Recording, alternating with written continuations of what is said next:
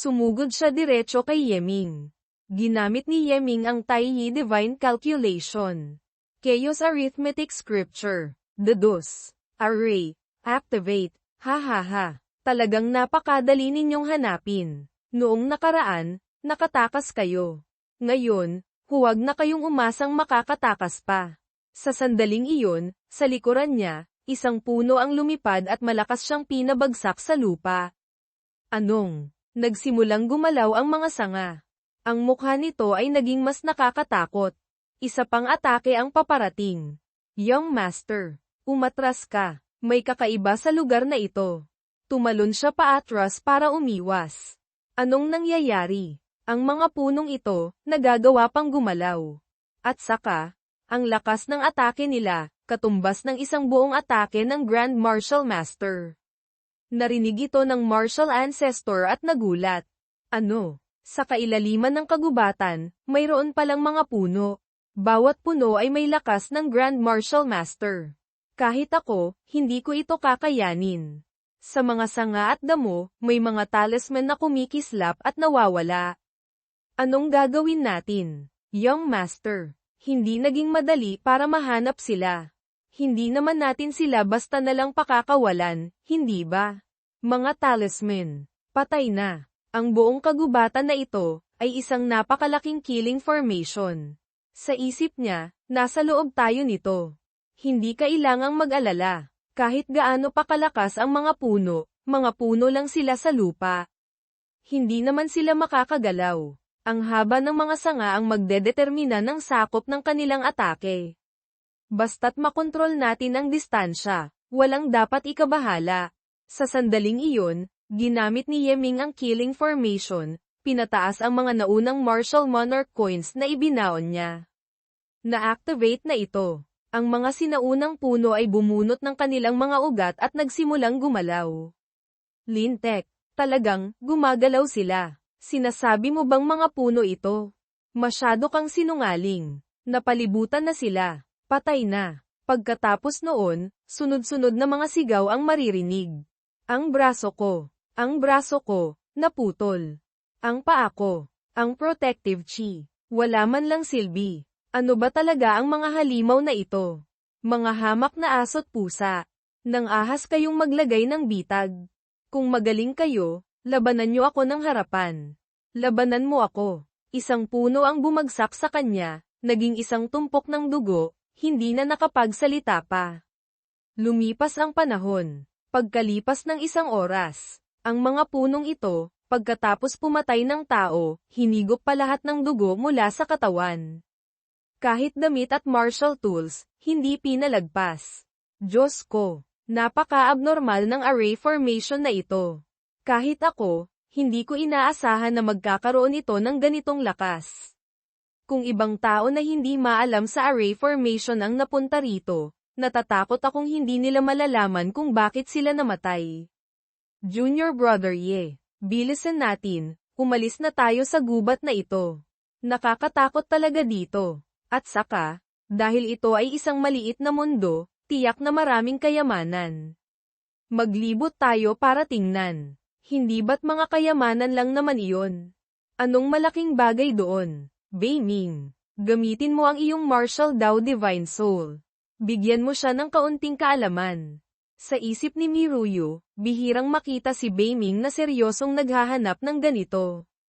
Tama nga naman, ang lugar na ito, sa huli, ay nilikha ng isang martial god. Kahit si Beiming, natatakot akong mahihirapan din siyang harapin ito. Naiintindihan ko na. Kaya pala, gusto lang pala ni Master na manligaw. Naiintindihan mo ang ano. Sa isip ni Beiming, hindi ba't gusto lang ni Master na mag-score? Sagot ni Yeming, hindi ba't kalokohan iyan? Mayroon na akong si Lan Nhi bilang kapareha. Paanong may isip ko pa ang ibang babae? Hindi naman lahat ng babae ay tulad ni Sulan na may flawless sacred body. Ang bloodline ng Heaven Fox ng babaeng ito ay napaka-espesyal din. Si Master naman, hindi nagbibigay pansin. Talagang, walang kabusugan sa kasakiman. May problema ba sa pangunawa mo? Gusto ko lang namang subukan ng kaunti ang iyong kakayahang maghanap ng kayamanan. Bakit napunta na naman sa ganitong usapan? Kung hindi interesado si Master sa kanya, kung gayon, gawin na lang siyang tagapaglingkod na kasama. Sayang lang. Ano ba talaga ang mga kung ano-anong natutunan mo mula sa mga alaala ng matandang Maniokis na si Ji Tianpeng? Sa susunod, huwag ka nang magsasalita ng kung ano-ano pa. Lalo na sa harap ni Lan Nhi. Malinaw namang, para sa pagpapatuloy ng lahi, ang physique at bloodline ay parehong malakas at maganda. Si Master, talagang kakaiba. Junior brother Ye, anong ginagawa mo? Haha, wala lang. Tara na. Sa sumunod na panahon, gamit ang kakayahan ni Beiming, walang takot na ginalugad ni Yeming ang maliit na mundo. Nakakita si Yeming ng prutas. Master, ang nakasabit sa puno ay talisman peach. Pagkatapos kainin, may uukit ang talisman markings sa mga buto. Ang paraang ito ng pagpapalakas ng katawan, magandang bagay ito. Ito ang money shaking tree. Isang alog lang, may mga level 3 talisman coins na mahuhulog. Maaaring ipagpalit sa martial monarch coins. Ay, pasensya na. Masyado akong nag-react. Dahil sa ilang kadahilanan, ayokong ma-misunderstand ng iba, sana'y mapatawad ako ni Junior Brother. Kung talagang nahihirapan ang kalooban ni Junior Brother, maaari ko na lang tanggapin ang 3 talisman peaches. Sige. Malakas na sinuntok ni Yeming ang puno. Haha, ang money shaking tree, totoo pala talaga. Yumaman na ako. Yumaman na ako. Master, ito ang fire cloud grass. Maaaring palakasin ang fire attribute techniques.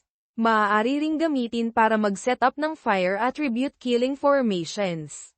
Lumipas ang panahon. Dumilim na. Nakakolekta na si Yeming ng maraming kayamanan. Ang biyaheng ito, talagang malaki ang ating nakuha. Senior sister, sino mang makakita ay may bahagi. Itong mga bagay na ito, hahatian kita ng kalahati. Hindi na sayang ang biyaheng ito. Paano naman iyon pwede? Kung hindi dahil sa tulong ni Junior Brother, namatay na ako. Paanong kukunin ko pa ang mga gamit mo? Ayos lang. Kunin mo na, sister. Saka, paglabas natin, kailangan ko pang hawakan ka ng 1 beses. Ituring mo na lang itong bayad sa iyo. Napasimangot si Miruyo nang marinig ito. Junior brother, ako, si Miruyo, ay hinding-hindi isang babaeng basta-basta na lang. Kung dahil sa pagtanaw ng utang na loob, ang munting babae ay handang isakripisyo ang dangal. Ngunit kung ito ay isang transaksyon, pakiusap, humanap ka ng iba. Senior sister. Nagkakamali kayo ng intindi. Hindi iyon ang ibig kong sabihin. Kung hindi dahil sa iyo, sister, hindi ako magkakaroon ng pagkakataong mahanap ang ganitong misyon. Lahat ng magagandang bagay ay napunta sa akin, talagang hindi ito tama. Tahimik siya, walang sinasabi. Hehe, junior brother. Tiyak na hindi mo alam ang halaga ng talisman peach na ito kaya madali mo lang ibinibigay. Napakamahal ng bagay na ito. TSK. Pampalakas lang naman ng katawan iyon. Magkano naman kaya iyon? Nagbibiro ka ba? Tayo, kulang tayo sa lahat, maliban lang sa pera. Natatandaan ko, sa isang auction minsan.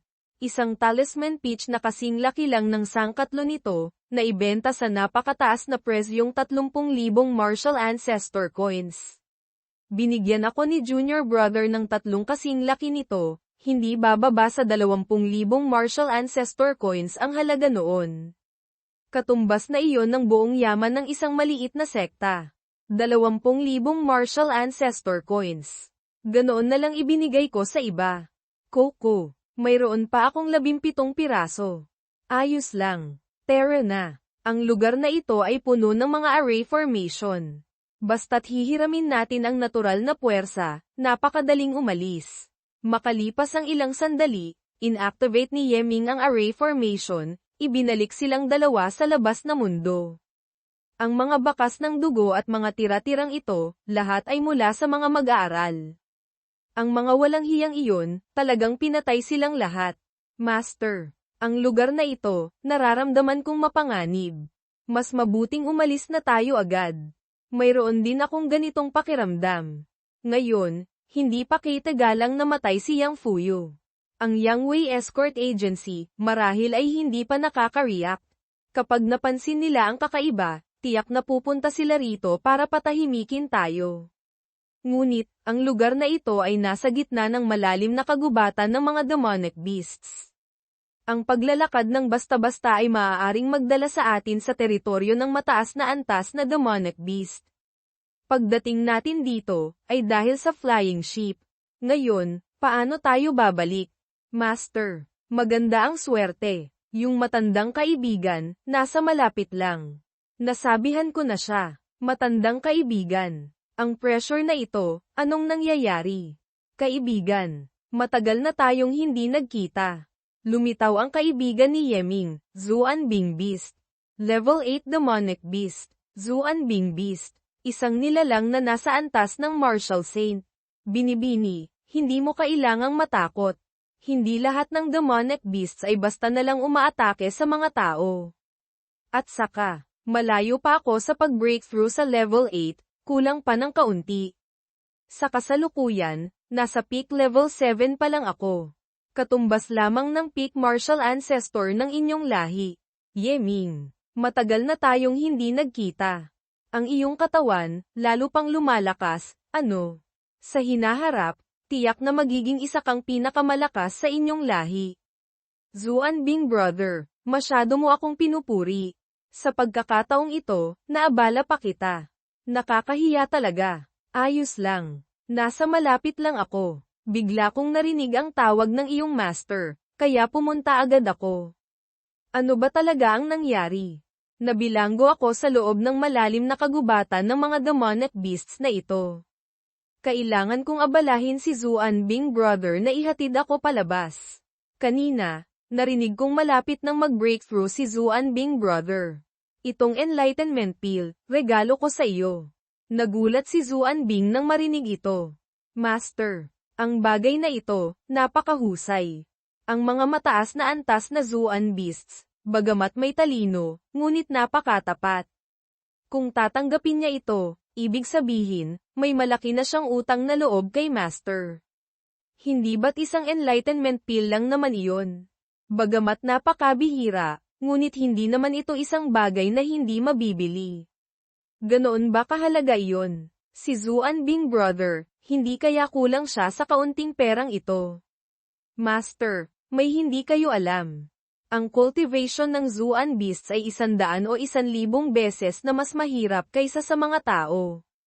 Maliban na lang kung magiging anyong tao sila at papasok sa lipunan ng mga tao, kung hindi, hindi sila maaaring humiram ng pills para mag-breakthrough tulad ng mga tao. Isipin mo na lang, kung isang Zuanbing beast ang pupunta sa lugar ng mga tao para bumili ng pill, tiyak na pagtutulungan siyang patayin ng mga malalakas na tao. Agad sumugod ang Zuanbing beast papalapit kay Yeming. Yeming.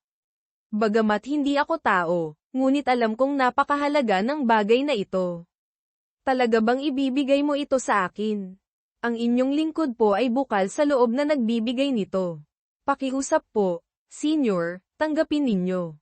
Tahimik siyang nag-isip ng matagal, pagkatapos ay kinuha agad ang pill mula sa kamay ni Yeming. Hindi ko itatago sa iyo, na-stop na ako sa peak level 7 ng 100 taon.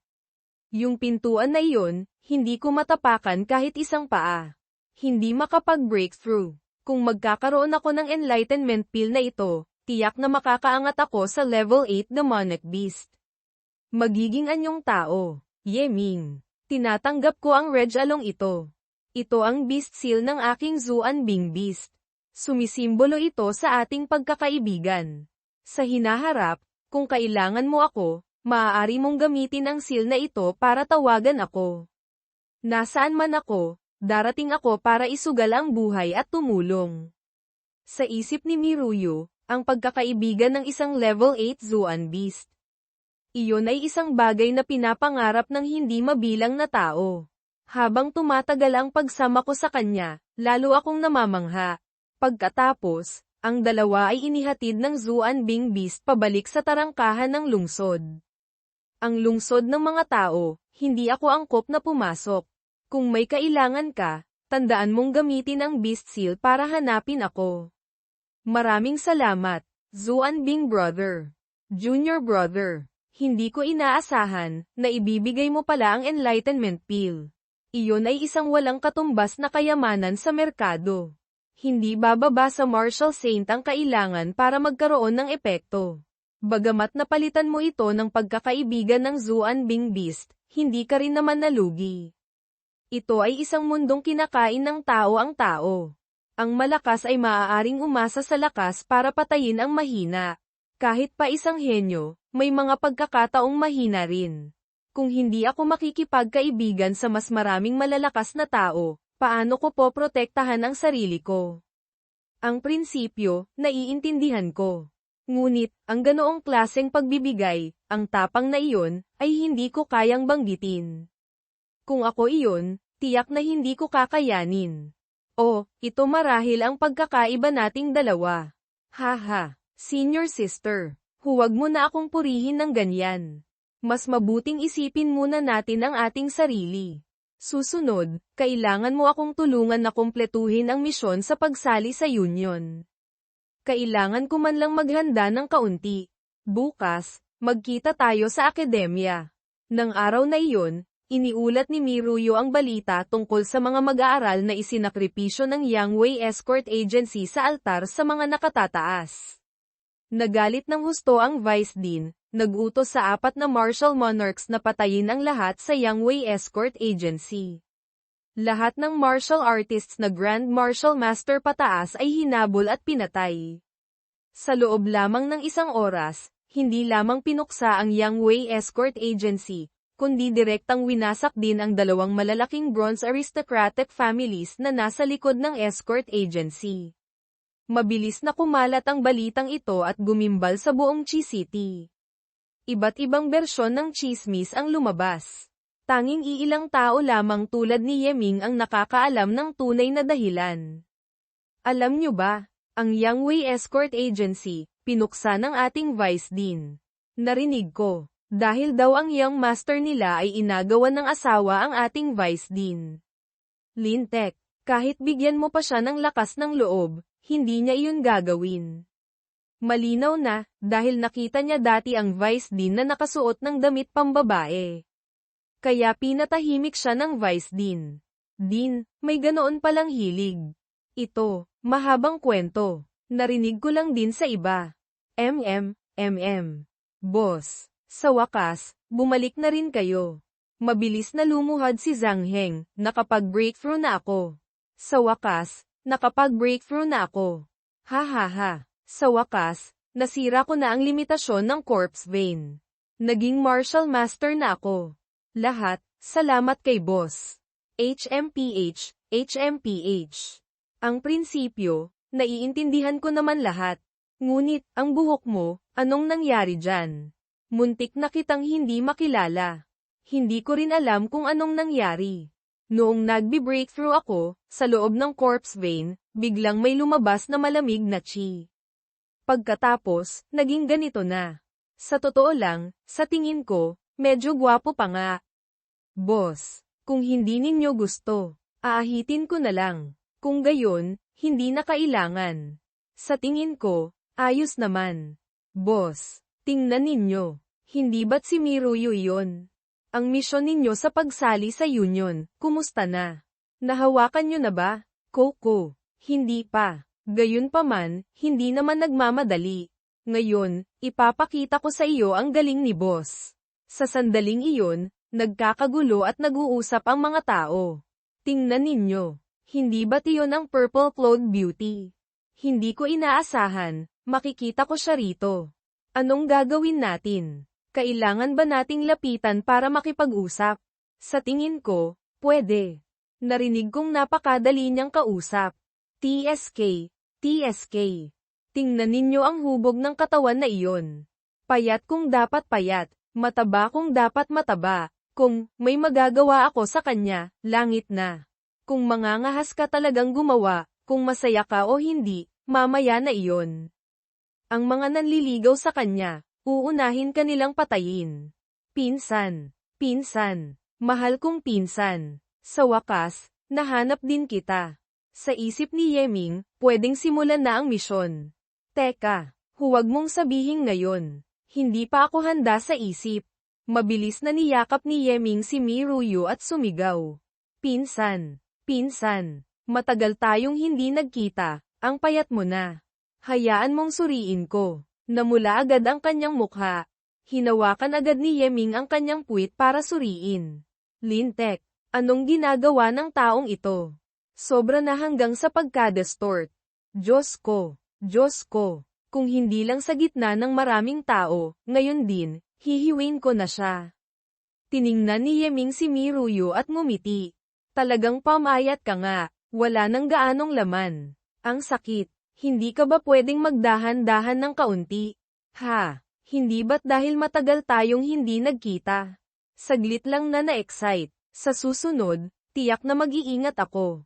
Ang lambot, may susunod pa. Haha, sa susunod na sandali, iimbitahan ko si pinsan sa Supreme Pavilion para kumain at magpalakas. Magkita tayo ulit mamaya. Ang mga tao sa paligid ay tahimik, hindi makapagsalita. Hindi nga may kakaila si boss. Nagawa pa niyang gawin, ang bagay na pinapangarap ko lamang. Humahanga ako. Lumipat ang eksena sa Yin-Yang Union, ha ha ha. Bata, talagang malakas ang loob mo hanggang langit. Niyakap mo pa si Miruyo sa harap ng maraming tao. Hindi masama, magaling ang ginawa mo. Sa tono mo, parang noong una, hindi mo inaasahan na makukumpleto ko ang misyon. Sa isip ni Yeming, ang nangyari kanina, paano niya nalaman agad? Sa totoo lang, ang pagkumpleto ng misyon ay formalidad lamang. Kahit mabaigo pa, ang Yin-Yang Union ay hindi tatanggi sa isang disipulo ng Yin-Yang sect na sumali. Ang pagsasabi noon na mabigat ang misyon, gusto ko lang makita ang iyong saloobin, kung seryoso ka ba o hindi. Ah, ganoon pala. Kung gayon, Senior Sister Murong, bakit kayo nasugatan? Noong pumunta ka sa Divine Martial Hall para hanapin si Miruyo at gawin ang misyon, kami ni Sister ay pumayag na sa iyong pagsali. Itinuring ka na naming miyembro ng Yin-Yang Union. Lumipat ang eksena sa Black Dragon Gang. Maririnig ang mga sigawan. Ang mga miyembro ng Black Dragon Gang ay nagliliparan. Nang makita ito, may agad na lumitaw. Sino ang nangangahas na manggulo sa teritoryo ng aking Black Dragon Gang? Alam nyo bang lahat kami ay miyembro ng Black Dragon Sect? Ang manggahas na kumilos laban sa amin, naghahanap ng kamatayan. Hoy, teka, Yin-Yang Union. Union Leader Morongzu. Vice Union Leader, Jade Beauty Yu Chen. Gamit lamang ang mga aso't pusa ninyo, nangangahas pa kayong magsalita. Sabihin ko sa inyo, mula ngayon, si Yeming, ako ang poprotekta. Hindi sang-ayon. Tawagin ninyo ang inyong union leader para sa isang-isahang laban. Pabalik sa Yin-Yang Union, sa huli, si Senior Sister at ang union leader ng Black Dragon Gang ay naglaban ng isang beses, at bahagyaring nasugatan. Maraming salamat, Senior Sister, sa pagprotekta. Ako ang nakadamay kay Senior Sister. Anong nakadamay? Lahat tayo ay mula sa Yin-Yang Union. Ang iyong bagay ay bagay din ng lahat. At saka, matagal ko nang gustong talunin ang taong iyon. Ang pakikipaglaban sa kanya, napakasaya rin. Ang sugat niya ay mas malala pa kaysa sa akin. Sa sandaling iyon, biglang may sumipa sa pinto at pumasok. Nagulat ang tatlo at napatingin sa kanya. Chen, hanggang kailan mo pa ako paghihintayin? Ngayon, kailangan mong sumagot. Gusto mo bang sumama sa akin pabalik sa Yin-Yang sect? Lumapit siya at hinawakan ang kwelyo ni Yu Chen, ang pasensya ko, may hangganan. Kung hindi nakialam ang aking ama, ang kahihinatnan, alam mo na. Sa sandaling iyon, may hamampes sa kanyang kamay. Chen Wan, talagang wala ka ng kahihiyan. Huwag kang magkalat ng ihi kung saan-saan. Gamit ang iyo, karapat-dapat ka ba kay Chen? Ito ang East Chi Academy. Hindi ang Yin-Yang sect. Maging mas mahinahon ka para sa akin. Nagalit siya at nagngalit ng ngipin. Morong Zhujiao, ito ay usapan ko. Hindi mo kailangang makialam. Ang bagay na ito, iligtas mo muna ang pamilya ni Chen Chen. Kung hindi mo magagawa, tumabi ka para sa akin. Senior sister, anong nangyayari? Ang nakababatang kapatid ni Chen Chen, lumabag sa mga alituntunin ng sekta. Ipinasok sa malaking bilangguan. Maaaring bitayin. Ang ama ni Chen Wan ay isang elder na may kapangyarihan. Kumilos siya para iligtas ang kapatid ni Chen Chen, sa kondisyon na si Chen Chen ay ipakakasal kay Chen Wan. Anong alituntunin ng sekta ang nilabag ng kanyang kapatid? Yung batang iyon, napakalakas ng loob. Ninakaw niya ang treasure-seeking mouse sa loob ng sekta. Pumunta sa Two Forms Heaven Dao Realm. Ang resulta, nawala niya ang treasure-seeking mouse. Yung treasure-seeking mouse na iyon, magaling sa paghahanap ng kayamanan. Ito ay walang katumbas na halaga. Kahit may pera ka, hindi mo ito mabibili. Paliwanag ni Beiming, Master. Ang tinatawag na Two Forms Heaven, ay isang teritoryo na sakop ng Yin-Yang sect sa labas ng Tianyuan Continent. Maraming maliliit na mundo. Bawat lugar ay maraming yaman. Maaaring magsilbing likod bahay ng malalaking sekta, palakasin ang kanilang puwersa. Kung dati, ang pagkawala ng gamit sa Two Forms Heaven ay hindi malaking problema. Ngunit 10 taon na ang nakalilipas, sa loob ng Two Forms Heaven, biglang lumitaw ang isang napakatakot na halimaw.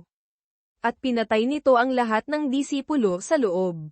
Yung halimaw na uod na iyon, may dala itong lakas ng martial god. At inangkin pa ang Two Forms Heaven bilang pugad. Napakahirap puksain. Mula noon, ang Two Forms Heaven ay naging isang napakapanganib na lugar. Halimaw na uod. Maaaring isa itong magandang bagay. Mababa ang talino, mas madaling kontrolin. Sa susunod na pagbalik ni Master sa Yin-Yang sect, tiyak na kailangang pumunta sa Two Forms Heaven. Maaari kong ituro kay Master ang insect controlling art. At maaaring makontrol ang pugad ng mga uod na iyon. Sige, susundin kita. HMPH. Yu Chen Chen. Yung batang iyon. Anong hiningi niya sa iyo? At anong relasyon ninyo? Hindi nakapagtatakang ayaw mong sumama sa akin pabalik. Kaya pala, mayroon ka ng ibang lalaki rito.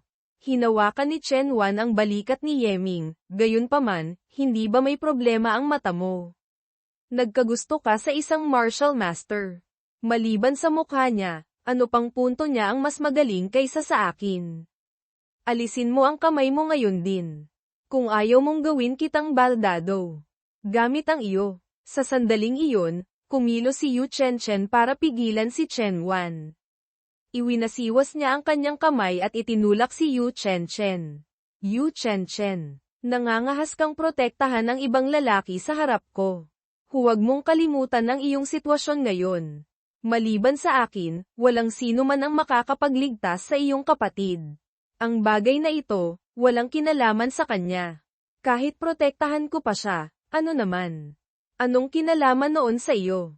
Ayon sa mga alituntunin ng sekta, 3 taon pa bago bitayin. Kaya ngayon, ako mismo ang pupunta para hanapin ang treasure-seeking mouse. Kung mamatay man ako sa Two Forms Heaven, iyon ang aking kapalaran. Kay Chen Wan, walang anumang kinalaman. Sige, sige, sige. Kung gusto mong maghanap ng kamatayan, bahala ka. Pagdating ng panahon, tutulungan ka pa ng young master na ito na kunin ang iyong bangkay. Sa oras na iyon, naging tae ka na ng mga halimaw na uod na iyon. Ang bagay na ito, matutulungan ba ni Master? Kung pag-uusapan ang bagay na ito, kailangan ng martial ancestor. Si Elder Gao Fengxian naman, medyo kulang pa. Si Grandmaster Yuan, kaya niyang gawin. Ngunit, hindi siya basta nalang gagastos ng maraming lakas. Kahit pumayag pa siya, ikaw at si Chen Chen ay hindi naman gaanong malapit. Hindi rin madaling tumulong. Tahimik na nag-isip si Yeming, makalipas ang ilang sandali, sa likod ng bundok, sa maliit na landas. Kahit ano pa ang Two Forms Heaven, kailangan kong pumunta roon. Pagdating ng panahon, tutulungan ko siya. Ha ha ha. Magandang babae na nakasuot ng ordinaryong damit. Ako'y naiinis. Malinaw na isang malanding babae. Iyon ang mga kapatid na nagkagusto sa iyo. Akala mo birheng dalisay ka. Nagpakahirap kang maging asong dilaan ang kanilang mga paa ng kalahating taon. At ikaw naman, niyakap at hinawakan ka sa harap ng maraming tao. Kung alam lang naming ganito ka kababa, matagal ka nang tinapos ng mga kapatid na iyon. Ngayon, ipapakita namin sa iyo ang kahihinatnan ng panloloko sa amin. Sila ay mga kamag-anak ko. Ang pagiging malapit ng kaunti ay normal lang. Kahit ano pa ang kanyang pagkatao. Anong ginagawa ko? Anong pakialam ninyo? Ha? Ang tinatawag ninyong paghahabol ng kalahating taon, ay kusang loob lamang ninyong ginawa. Mula simula hanggang katapusan, hindi ko kayo kailanman hinilingang gawin ang anuman. HMPH. Ikaw na malanding babae. Nangangahas ka pang magdahilan. Kahit pa sabihin nating, ang pagiging malapit mo sa iba ay ayos lang. Ngunit bakit, sa taong si Yeming pa? Iyon ang pinaka nakakainis. Dahil sa batang iyon, binugbog kami ng Yin-Yang Union ng isang beses. Ito, ay isang utang na. Babayaran mo gamit ang iyong katawan. Mukhang, kailangan ko nang magbayad at gumamit ng lihim na paraan para makatakas. Sa sandaling iyon, may humawak sa balikat ni Miruyu. Bigla siyang hinayla at nawala mula sa pagkakapalibot nila.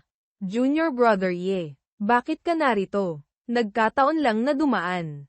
Anong nangyayari dito? Wawalang anuman. Si Yeming. Lintik. Dahil sa batang iyon, binugbog kami ni Morong Zhujiao ng isang beses. Pati si Miss Yu Chen, ang tindi rin niyang manakit. Ha? Gusto ninyo akong guluhin? Direktahin niyo sa akin. Bakit kailangang pahirapan pa ang isang binibini? Ang bagay na ito, paano ninyo gustong ayusin? Patayin. Senior brother. Huwag kang padalos-dalos. Kung talagang kikilos tayo laban sa kanya, hindi lang tayo ang mamamatay. Pati ang union leader ay mabubugbog na naman ng dalawang babaeng iyon. Tama ka. Ang lugar na ito ay napakalapit sa Yin-Yang Union. Hindi tayo maaaring kumilos. Nagalit siya at nagngalit ng ngipin. Suminghal ng isang beses. HMPH. Kung hindi lang dahil sa proteksyon ni Morong Zhujiao, isang martial master na tulad ko, ang pagpatay sa iyo ay kasing dali ng pagpitik ng daliri. Ipapakita ko sa iyo ang lakas ng Chizuang. Ang uri ng taong tulad mo, habang buhay natatayo lamang sa likod ng mga babae. Tara na. Hindi ko inaasahan, ang paggawa ng misyon para sumali sa grupo ay magdudulot ng ganitong gulo. Ako ang nakadamay sa iyo, sister. Nang pumayag si Chen na tumulong, inaasahan na niya ang kahihinatnan. Hindi kailangang intindihin ni Junior Brother. Tama, Junior Brother Ye. Noong araw na iyon, hindi ba't sinabi mong gusto mo akong imbitahan sa Supreme Pavilion? Hindi ko alam kung may oras ka ngayon. Makalipas ang ilang sandali, dinala ni Yeming si Miruyu sa Supreme Pavilion. Sa likuran, may mga taong patagang sumusunod. Lintek, pumunta na naman sa Supreme Pavilion para kumain. Hindi kaya, napakayaman ni Yeming. Sa tingin ko, ordinaryong tao lang din naman siya.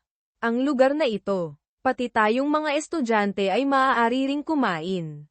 Tingnan mo ang taong iyon, kasama si Miruyu, ang lapit nila. Gusto ko siyang harangin at bugbugin. Ngunit ngayon, wala nang pagkakataon.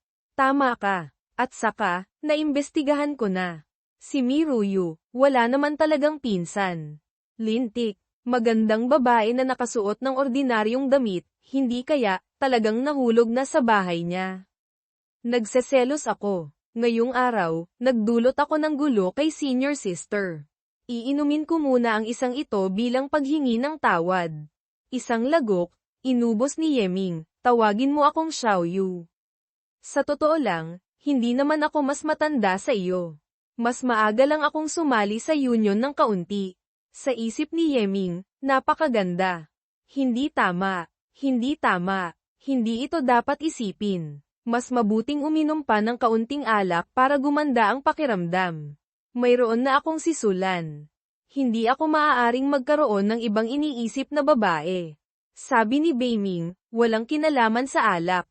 Siya ay may katawan ng Heaven Fox. Sa mga lalaki, may malakas siyang pang-akit. Normal lang na magkaroon si Master ng ibang iniisip. Isang lagok din, inubos ni Miruyu, hehe. Junior brother, nakita mo na rin. Ang pagiging kamag-anak ko, kailangan ding magbayad. Ngayon, hindi ko matansya kung ilang mag-aaral ang gustong bugbugin ka. Nagsisisi ka ba na niyakap mo ako noon? Hindi nagsisisi. Hindi nagsisisi. Hindi pa ako nagsisisi. Ang sama mong uminom. Isang kopeta pa lang, lasing ka na. Nagsisisi akong, hindi kita niyakap ng mas matagal. Hehe, mukhang hindi ka naman pala isang tuod, bata. Yeming, sasabihin ko sa iyo ang tungkol sa akin. Kailangan mong makinig ng mabuti. Alam mo ba kung bakit nila ako tinatawag na beauty in common clothes? Dahil nagmula ako sa karaniwang mamamayan. Noong kara-rating ko lang sa akademya, isang lumang damit lang ang suot ko. Hindi ba't common clothes, iyon? Ang pamilya ko, talagang napakahirap. Ang aking ama ay isang manggagawa ng baldosa. Buong buhay niya, hindi siya natutong mag-martial arts. Kaya bilang isang mabait na manggagawa, napakaliit ng kanyang kita. Halos hindi siya makapag-asawa. Hanggang sa edad na 40, nakilala niya ang aking ina. Sasabihin ko sa iyo, isang lihim, ang aking ina, ay hindi tao. Nagulat si Yeming nang marinig iyon. Siya, ay isang Heaven Fox. Paano mo nalaman? Ang aking ina ay isang Heaven Fox. Ngunit, siya ang ika-6 sa listahan ng mga demonic beasts. Ang nine-tailed Heaven Fox. Nasa tuktok, kayang pumatay kahit ng mga Diyos. Ganoon siya kalakas. Hindi ba't dapat napakasagana ng buhay ninyo? Hindi bababasa, hindi kayo dapat kapusin sa pera. Bakit kailangang magsuot pa ng sirang damit para pumasok sa akademya? Ito, ay isang napakatagal ng kwento. Pagkatapos akong ipanganak ni ina, umalis na siya. Hindi ko siya kailanman nakita. Pati si ama, 1 taon lang silang nagsama ni ina. Sabihin mo nga, gaano kalaki ang konsensya niya. Kahit gatas niya, hindi ko man lang natikman kahit isang beses. Noong lumaki ako, tinanong ko si ama kung bakit siya umalis. Sinabi ni ama, noong bata siya, nagligtas siya ng isang sugatang fox. Napakaganda ng fox na iyon. Maputi ang balahibo, lubhang kaakit-akit, at yung fox na iyon, ay ang aking ina pala. Noong bata pa siya. Pagkalipas ng 40 taon, si ina ay isa ng makapangyarihang Heaven Fox. Dahil sa pagtanaw ng utang na loob, pinakasalan niya si ama. At ipinanganak ako. Ngunit, napaka-irresponsible niya. Pagkatapos magbayad ng utang na loob, umalis na siya. Pinabayaan akong mabuhay o mamatay. Mula pagkabata, wala akong pagmamahal ng ina. Bakit hindi man lang siya dumalaw sa akin? Galit ako sa kanya. Inilagay ni Yeming ang kamay sa ulo ni Miruyu. Maniwala ka sa akin, tiyak na mayroon siyang hindi masabing dahilan. Isang utang na loob 40 taon na ang nakalipas, bumalik pa rin para magbayad. Paanong magiging isang taong walang puso at walang pakiramdam? Walang dugo at walang laman. Sa isip ni Yeming, noon, pinatay ang aking ama. Ang aking ina, hindi rin piniling mabuhay at dalhin ako para tumakas mula sa Ye family. Ngunit sa huli, pinilit pa rin siyang mamatay. Kung nabubuhay pa sila, tiyak na ipagmamalaki nila ako. Siya, katulad ko rin pala, isang taong may mapait na kapalaran. Pagkaalis ni ina, napakabait sa akin ni ama. Araw-araw siyang nagsusumikap kumita ng pera, para ibili ako ng magagandang damit. At ako, pagkatapos kong maging 10 taong gulang, sinasabi ng mga tao sa paligid na isa akong munting binibini. Kasabay noon, may ilang masasamang tao na nagpuntirya sa akin. Gusto akong kunin para maging asawa mula pagkabata. O ibenta. Para protektahan ang aking buhay, si ama ay nakipaglaban sa kanila hanggang kamatayan. Ngunit, kahit ano paman, isa lamang siyang ordinaryong tao. Kahit martial artist ay hindi siya. Noong ako'y 13, para protektahan ako, si ama ay binugbog ng mga tao, hanggang mamatay. Sa sandaling iyon din, nagising ang aking bloodline. Pinatay ko lahat ng mga taong kumilos laban kay ama. Ipinaghiganti ko si ama. Magaling ang pagpatay. Pagkatapos, inilibing ko si ama. Umalis ako sa aking bayan. Naglakbay kung saan-saan. Para maiwasan ang ibang tao na magtangka sa akin, pinahiran ko ng itim ang aking mukha. Hindi ako nang ahas na gamitin ang aking tunay na mukha. Isang araw, narinig kong ang East Chi Academy ay naghahanap ng mga mag-aaral. Sinubukan ko ang aking swerte, hindi ko inaasahan, nakapasok ako. Kaya nagkaroon ng ako ngayon. Dahil noong panahong iyon, gutay-gutay ang aking kasuutan. Kaya nagkaroon ako ng palayaw na beauty in patched clothes. Sa isip ni Yeming, mahirap isipin, isang 13 taong gulang na munting binibini, paanong nakaligtas sa mundong ito na malakas ang kumakain sa mahina.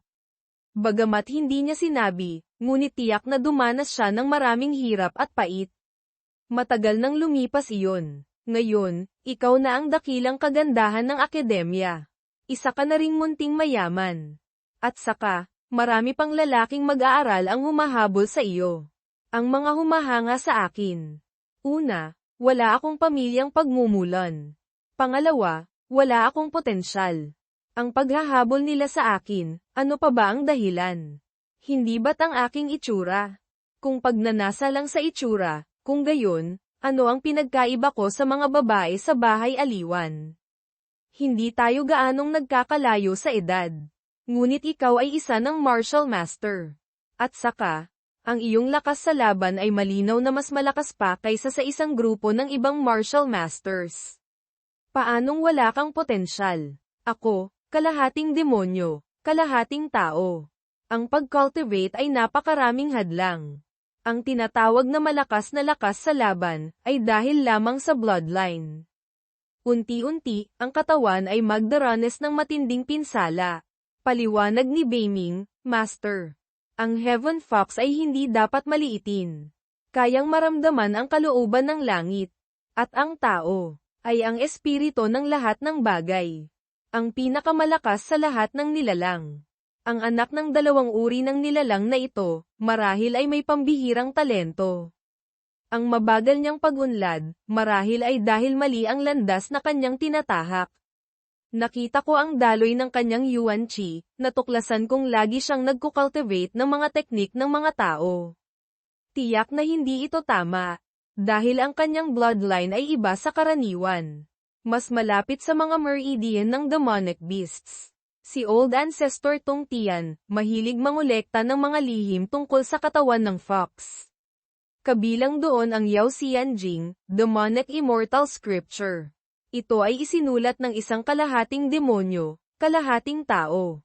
Kung pumapayag siyang tanggapin ang soul seal ni Master, maaaring ituro ito.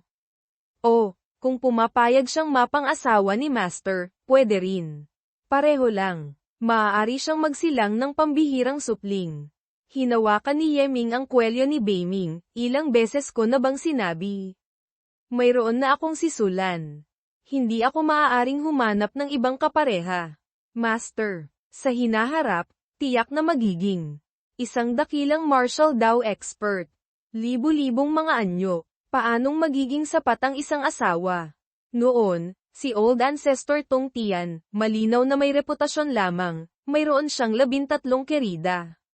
Hanggang 100. Tiyak na isang matandang Meniakis. Kailangang ipagpatuloy ni Master ang kanyang treasure robe. Ang mga magiging asawa sa hinaharap, tiyak na hindi magiging kakaunti. Kailangang maintindihan ni Master, kung mas malakas ang isang tao, mas marami ang asawa. Halimbawa, ang leon. Kung mas malakas ang leon, mas maraming babaeng leon ang nakapaligid. Ang leon ay hayop. Paanong may kukumpara sa tao? Huwag mo nang banggitin ang bagay na ito. Inilabas ni Yeming ang aklat na ibinigay ni Beiming, Xiaoyu. Ang iyong katawan ay higit na nakahihigit sa maraming tao. Mali lamang ang landas ng iyong paglalakbay. Itong Yao Xianjing ay isinulat ng isang kalahating demonyo, kalahating tao. Ito ay isang God-level technique. Gusto mo bang matutunan? Yeming. Nagbibiro ka ba? Bibigyan mo ako ng God-level technique? Talaga. Ngunit, ang ganitong uri ng technique, hindi maaaring basta nalang ipasa. Ang tinatawag na great kindness is like enmity. Ang pagbibigay nito sa iyo ng libre, lubhang nag-aalala ang aking puso. Kung gayon, gusto kong pumayag ka sa 3 bagay sa akin. 3 bagay. Kung silan. Huwag mong sabihing 3. Kahit 10 pa, pwede. Coco. Ang partikular, kung ano ang gagawin, hindi ko pa naisip. Sa madaling salita, tingnan mo muna ang scripture na ito. Binuksan ni Miruyo ang aklat para tingnan. Yao Xianjing, nahahati sa itaas, gitna, at ibaba, 3 bahagi. Ang itaas na bahagi, sapat na para makapag-cultivate ako hanggang martial monarch realm. Kung mauunawaan ko ng lubusan ang mga prinsipyo ng 3 bahagi, maaari pa akong maging martial god. Hindi nga may kakaila na ito ay isang god-level technique. Bagay sa iyo, mabuti iyon. Ang oras. Hindi na rin maaga. Babalik na muna ako sa dormitoryo. Mabilis na hinayla ni Miruyo ang manggas ni Yeming. Ngayon, gusto kong sanayin ang Yao Xianjing. Maaari mo ba akong abalahin? Nabantayan ako. Makalipas ang ilang sandali, sa dormitoryo ni Miruyo, nagbago ang aura sa paligid ng kanyang katawan. Anong sitwasyon ito? Ang pag-cultivate, kailangan pa bang bantayan? Ganoon ba kapanganib ang Yao Xianjing? Kung gayon, madaling mamatay ng hindi namamalayan. Langit at lupa ang saksi. Narito lamang ako para magbantay. Wala akong anumang masamang iniisip. Hindi dapat tumingin. Hindi dapat maging bastos. Mayroon na akong sisulan. Hindi ako maaaring magkaroon ng iniisip na ibang babae. Hihi. Hindi ko inaasahan, si Yeming ay mayroon palang ganitong kakyut na sandali. Nagiging dahilan para hindi ko mapigil ang asarin siya. Yeming. Ang dami kong pawis. Ang damit ko ay puno ng pawis. Dahil sa teknik na sinasanay, hindi ako makagalaw. Matutulungan mo ba akong panasan? Sige. Ngunit, pagpupunas lang naman ng pawis. Hindi naman ito kakaibang bagay. Hindi ito maituturing na pagkakasala kay Sulan, hindi ba? Kung gayon, sisimulan ko ng magpunas. Sige, panasan mo. Ang lamig. Malamig. Paano? Papainitin ko ng kaunti. Nakatitig si Miruyo kay Yeming. Lumapit siya at hinalikan siya sa pisngi. Natigilan si Yeming, namula ang mukha. Niyakap mo ako. Hinalikan din kita. Pantay na tayo. Tama nga, sa pagkakataong ito, wala nang utang ang isa't isa sa atin. Ang utang ko sa iyo, habang buhay ko itong hindi mababayaran. Maliban na lang kung, habang buhay, papayag kang hayaan akong magbayad. Magbayad, habang buhay. Ang mga salitang ito, parang may ibang kahulugan. Mas mabuti pang ibahin na lang ang usapan. Coco, malapit nang mag-umaga. Kailangan ko na ring umalis. Tandaan mo, ang tungkol sa Yao Xianjing, hinding-hindi mo dapat sabihin sa pangatlong tao. Sa huli, ito ay isang God-level technique. Naiintindihan na ni Miruyo. Huwag kang mag-alala. Ang bagay na ito, kasing halaga ng aking buhay. Tingnan ninyo, bakit may isang lalaki na lumalabas mula sa dormitoryo ni Miruyo? Diyos ko, hindi kaya, magkasama sila buong gabi. Huwag ka nang magsalita pa. Ang puso ko, masakit. Lintik. Ang Sui Beauty, may-ari na pala. Kung isang young master mula sa isang aristocratic family ang pinili, ayos pa sana. Bakit, isang kung sinong lalaki lang? Huwag niyo akong pigilan. Hayaan niyo akong bugbugin siya. Nakakainis. Kinabukasan, ang balitang si Yeming ay magdamag na nasa kwarto ni Miruyo ay kumalat na sa buong akademya, nagdulot ng malaking kaguluhan. Ang mga lalaking mag-aaral ay nagtipon-tipon, hinaranggan ang pinto, nagpahayag na bubugbugin si Yeming ng husto. Yeming, lumabas ka rito para kay Lolo. Ngayon, kapag hindi kita nabugbog, mahihirapan akong pakalmayan ang galit ko. Bilisan mo, lumabas ka rito para tanggapin ang iyong parusa. Si Yeming ay tamad na makipag-away sa kanila.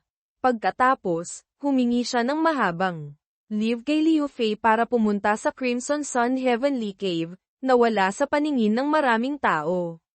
Dalawa, halos 3 buwan ng hiwalay. Bakit hindi pa dumarating si Lan Nhi? Hindi kaya, masyadong abala kaya hindi makatakas.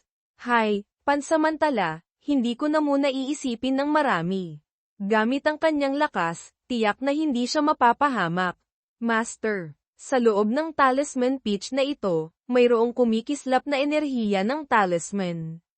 Kung lulunukin, sa mga buto at kalamnan, magkakaroon ng mga bakas ng talisman.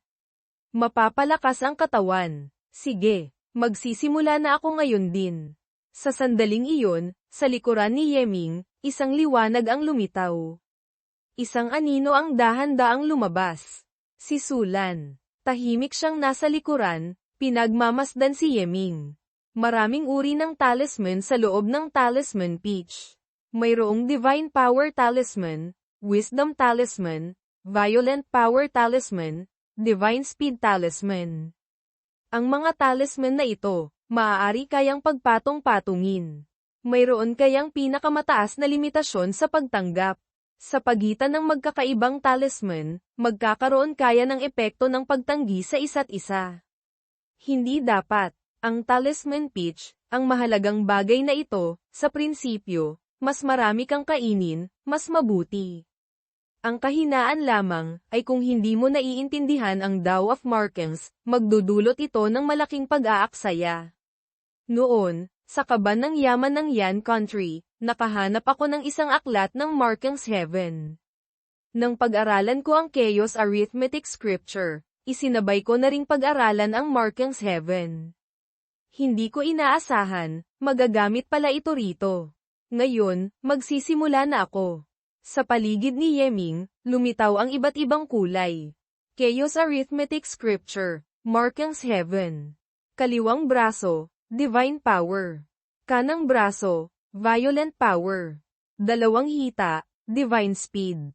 Dibdib, Wisdom Talisman. Seal. Pagkalipas ng 12 oras, ang lakas, tumaas ng 50,000 jin. Ang bilis, tumaas ng 3 beses. Ngunit, ang pinakamalaking nakuha, ay ang pagtaas din ng talino. Dati, ang Taiyi Divine Calculation ko, nasanay ko lamang hanggang minor achievement, mahirap nang umangat pa. Ngayon, sa wakas, mayroon ng kaunting palatandaan ng pag-breakthrough. Sa sandaling iyon, nagsalita si Sulan, hehe. Binabati kita. Binabati kita. Si Mingge, palakas ng palakas.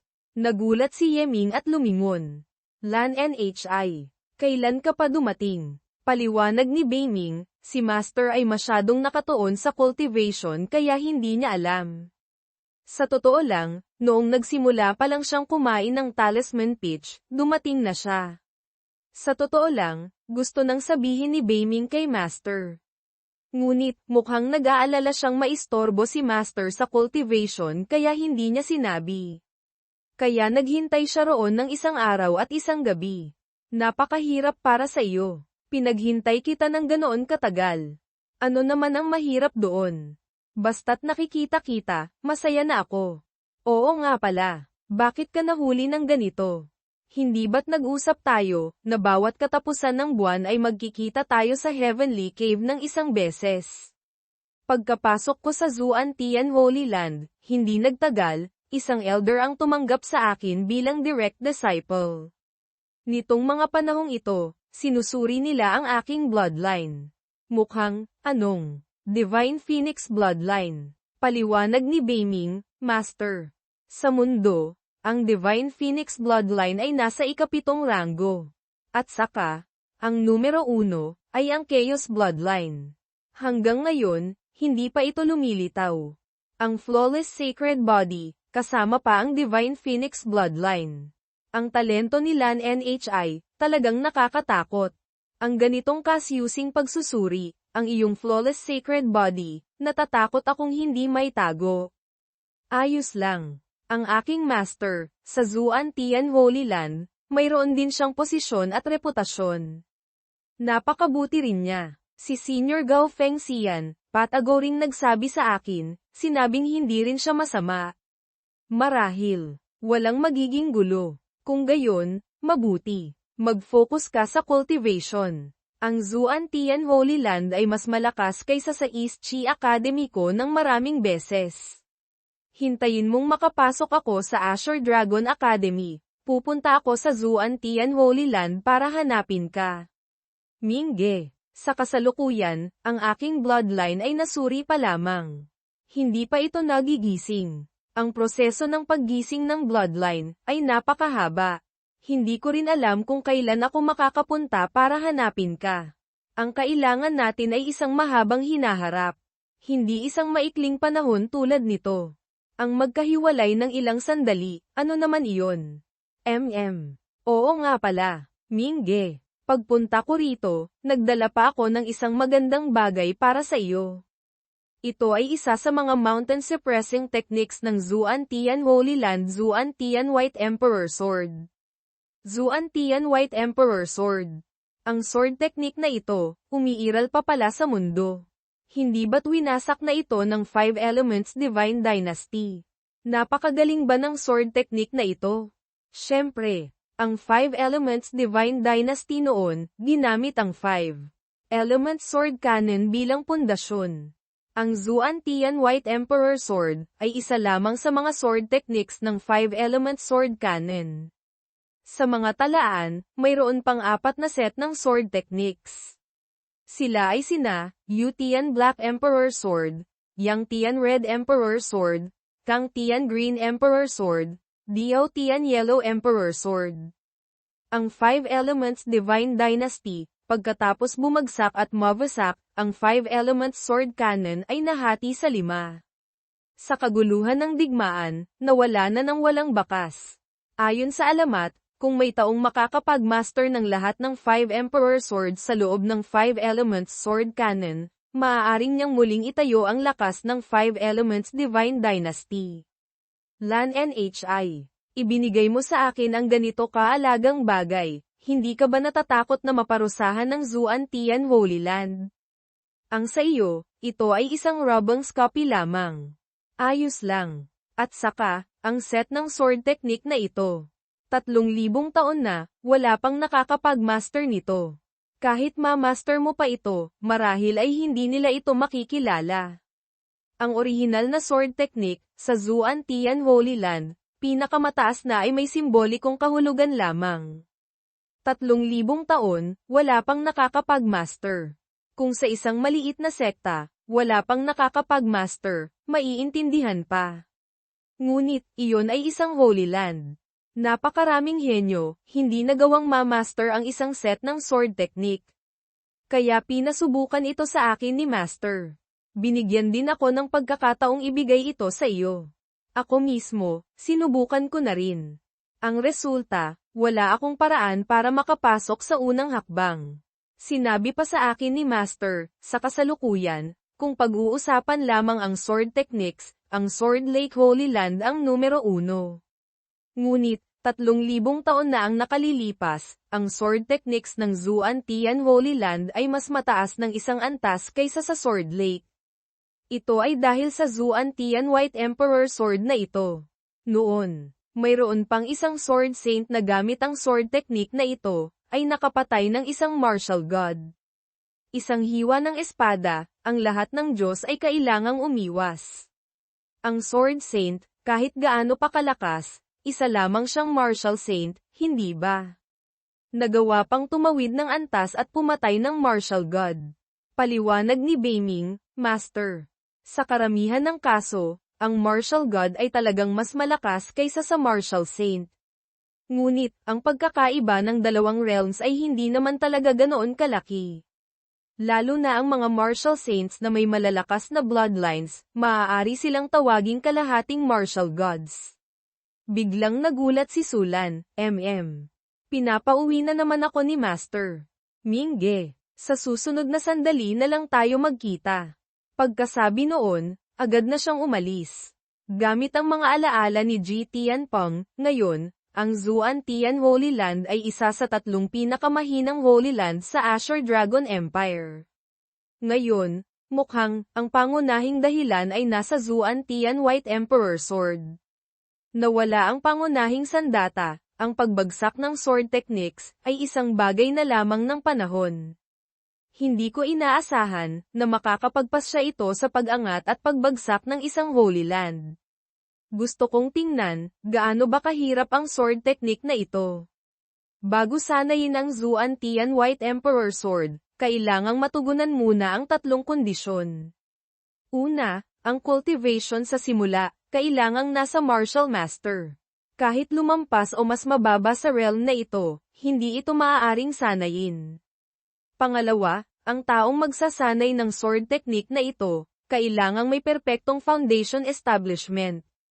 Kung hindi matutugunan ang kondisyong ito, kung pipiliting sanayin, ang mga meridian sa buong katawan ay mapuputol ng sword chi mismo, babalik sa martial disciple. Pangatlo, ang taong magsasanay. Kailangang may pambihirang talino, kayang matandaan sa isang tingin. Mauunawaan ang pagdados ng daw ng langit.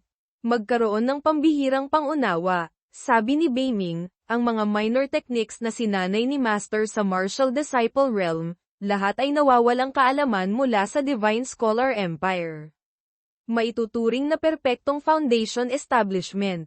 At saka, ang talino mula sa Taiyi Divine Peel at ang Heaven-Earth Treasure Body, higit pa sa sapat para maunawaan. Ang sword technique na ito, medyo angkop kay Master. Ang pagtugon sa mga kondisyon sa itaas, ay pagkakaroon lamang ng kwalipikasyon para sanayin. Kung magagawa bang ma-master o hindi, napakahirap pa ring sabihin. Talagang, nakakatakot ang hirap. Hindi nakapagtataka, na ang Zuan-Tian Holy Land, napakaraming taon na, wala pa ring nagtatagumpay. Sa kasalukuyan, kulang pa ako ng kaunti para sa Martial Master Realm. Ipagpapatuloy ko na lang muna ang pagsasanay ng aking 2 forms sword art. Pagkalipas ng 1 buwan, masipag na nagsanay si Yeming sa Heavenly Cave, ang potensyal ay umangat. Ang Heavenly Killing Steps, Illusion Step Great Achievement. Sa kabaligtaran, ang pag-angat ng realm, ay hindi malaki. Master, huwag ka munang magmadali sa pag-angat ng realm. Kung gustong sanayin ang Zuan-Tian White Emperor Sword, mas mahalaga ang pundasyon.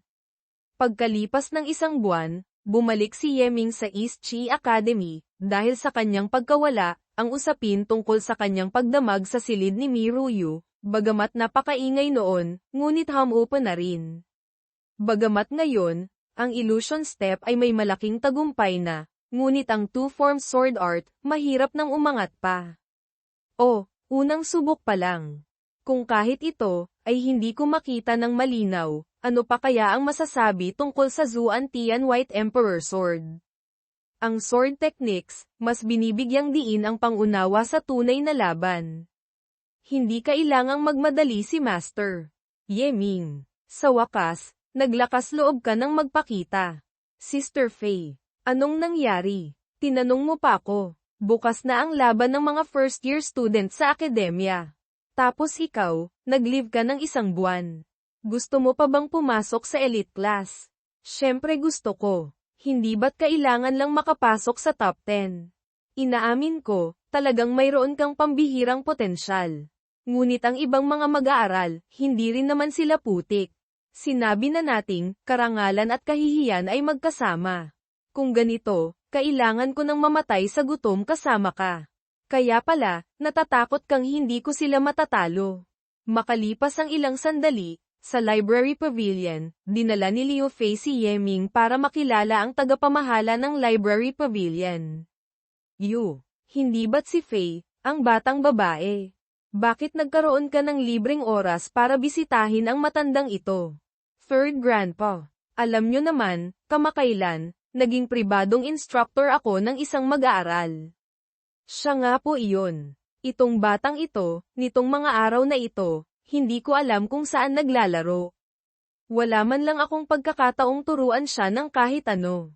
Ngayon, malapit na ang laban, wala akong magawa kundi humanap ng tulong sa inyo. Itong batang ito, medyo pamilyar ang mukha. Parang, yung batang walang galang na nahuli sa pag-uulat ilang araw na ang nakalipas. Hindi ko inaasahan, na siya pala ay nasa ilalim mo. Siya pala, ang matandang nagbabantay sa tarangkahan. Kaya pala, ang library pavilion ay siya pala ang namamahala. Kaya pala magkakilala kayo. Kung gayon, mas madali na. Third Grandpa, tulungan niyo po ako. Hindi naman ako instructor. Isa lamang akong matandang nagbabantay ng pinto. Paano kita matutulungan? Magbubulag-bulagan lang po kayo. Hayaan niyo siyang pumasok sa library pavilion. Pumili ng angkop na martial technique. Iyon lang po. Pakiusap po. Third Grandpa. Pwede po ba? Dahan-dahan lang sa pag-alog. Ang braso ko, malapit mo nang mabali. Dahil sa iyo, Faye, ang batang babae. Sige, pumili ka na. Tandaan mo, dahan-dahan lang sa pagpili. Huwag mong hayaang makita ka ng iba. Ang mga first-year students, wala silang karapatang pumasok dito. Sa loob, naroon ang iba't ibang mahahalagang aklat ng akademya na nakolekta sa loob ng maraming taon. Kailangang pumili ng maayos. Third Grandpa. Kahit makapili pa siya ng pinakamagaling na martial technique, sa ganoon kaikling panahon, napakahirap din itong ma-master. Gusto ko pa rin siyang dalhin sa isang biyahe sa Legendary Stone Secret Realm. Legendary Stone Secret Realm. Gusto mong makipaglaban siya sa top 50 geniuses ng akademya. May karapatan ba siya? Alam kong hindi niya kayang labanan ang mga abnormal na henyo na iyon. Hindi rin ako umaasa na mapapabilang siya sa kanila. Ngunit, kahit matalo pa siya, ano naman? Ang pakikipaglaban sa mga henyo na iyon, ay isang napakahalagang karanasan. Malaki ang maitutulong nito sa kanya. Pakiusap po, Grandpa, payagan ninyo.